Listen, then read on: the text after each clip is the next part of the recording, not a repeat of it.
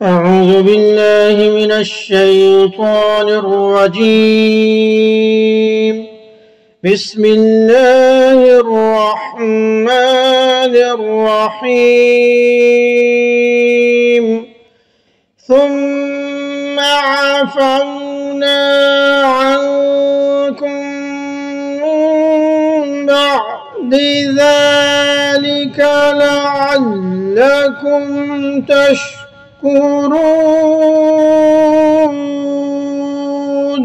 پھر اس کے بعد ہم نے تم کو معاف کر دیا تاکہ تم شکر گزار بن جاؤ۔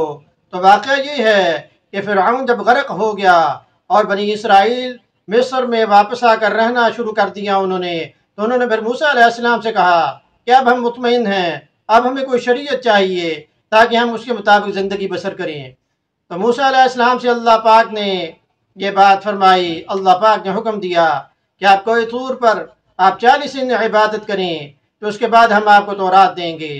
تو موسیٰ علیہ السلام کوئی طور پر تشریف لے گئے، تو ان کی عدم موجودگی میں جو سامری جادوگر جو تھا اس نے بچڑا بنایا اور لوگوں کو اس کی پوجا پہ لگا دیا۔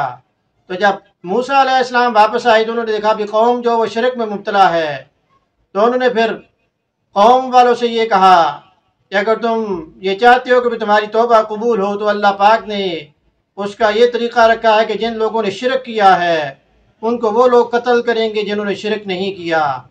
تو پھر اس کے بعد اللہ پاک نے ان کی توبہ قبول کی۔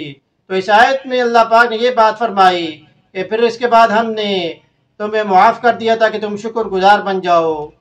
تو اس سے یہ بات پتہ چلتی ہے کہ ہمیں اللہ کا شکر ادا کرنا چاہیے، اللہ کا ڈر، اللہ کا خوف دل میں ہونا چاہیے کہ ہم کوئی بھی ایسا عمل نہ کریں کہ جس میں شرک یا آمیزش بھی ہو، کیونکہ توحید تو یہ ہے خدا حشر میں یہ کہہ دے کہ یہ بندہ دو عالم سے خفا میرے لیے ہے۔ تو درس قرآن جاری ہے، آپ سننے کے بعد اسے شیئر بھی کریں تاکہ یہ آپ کے لیے صدقہ جاریہ بن جائے۔ وما علینا الا البلاغ المبین۔